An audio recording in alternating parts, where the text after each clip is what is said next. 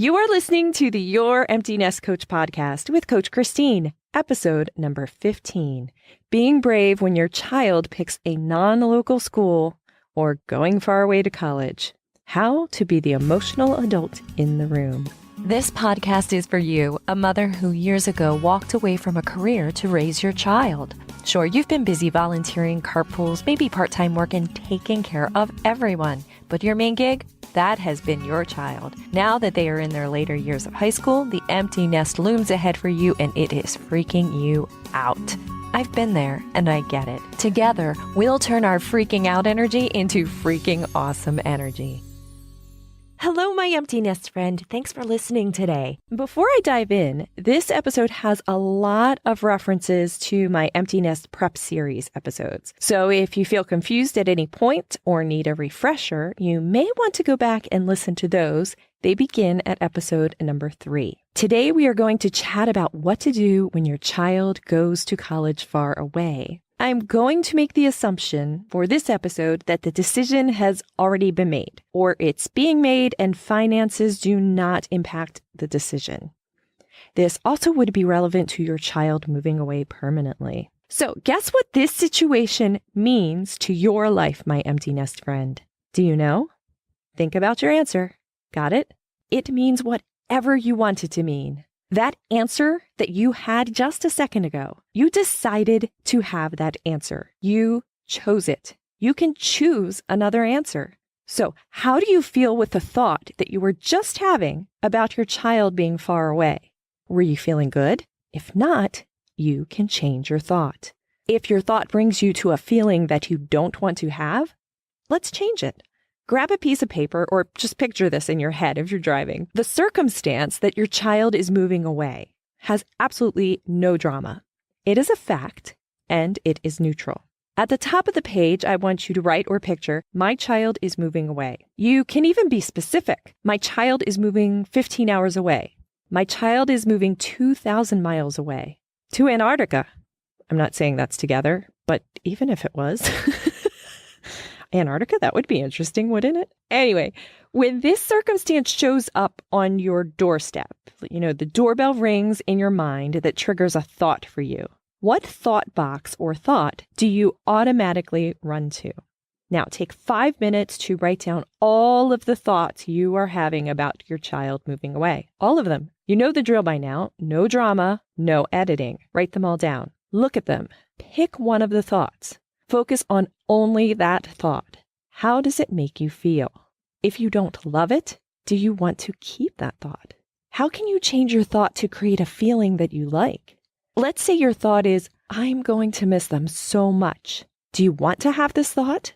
I had this thought originally, actually. What I found is that thought for me created only sadness.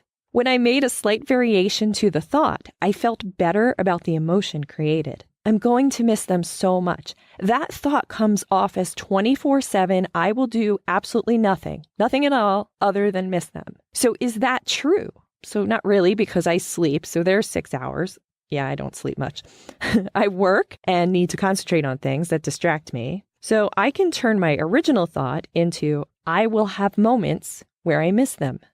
Now, this is a thought I can believe, so I can use it for a bit, and then I can work on moving forward with more pleasant thoughts, such as, while they are learning to be independent, I will have moments where I miss them. I will tell you, I'm almost a bit over 1.5 years in with my daughter being out of state.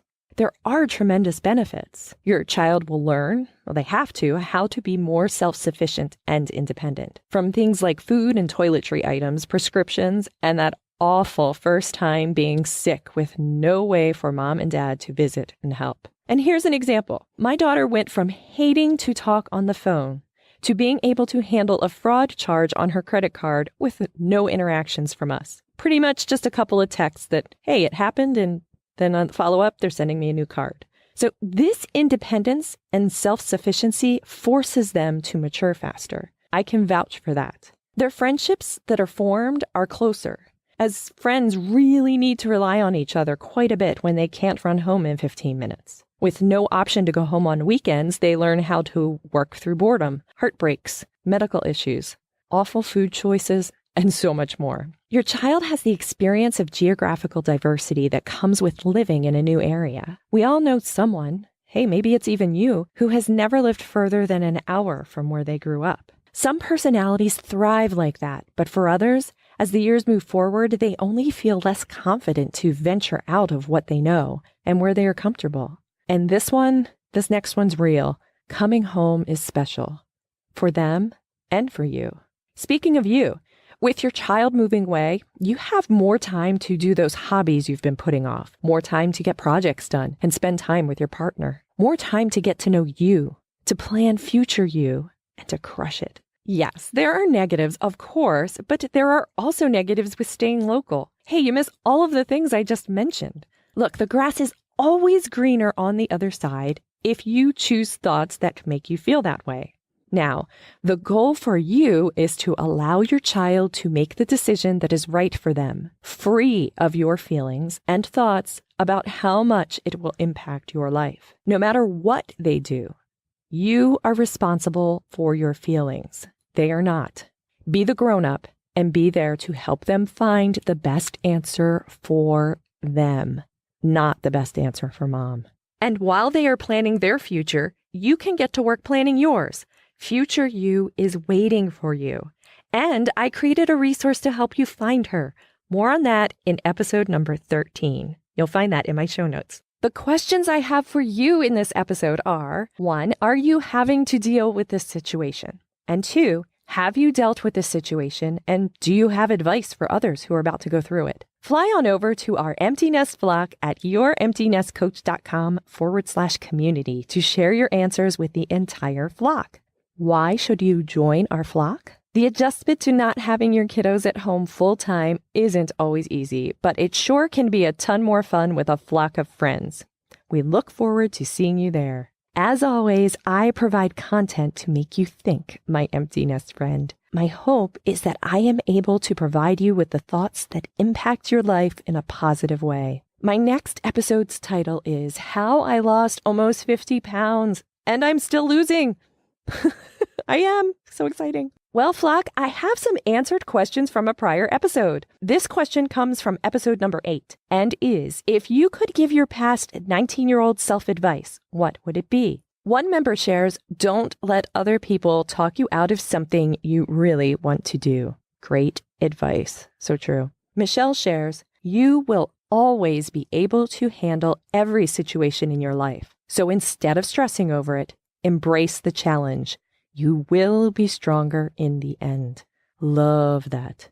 Don't forget to sign up for my free Thursday Thoughts About email. Sign up and every Thursday you will receive a thought from me, and I also share your Empty Nest Coach updates. If you have a question you would like me to answer on the podcast, you may submit it in my Empty Nest flock or email me at podcast@youremptynestcoach.com. Thank you so much for listening, my friend. And remember, you are amazing. Sorry, my slides just messed up. Let me get back to the right one.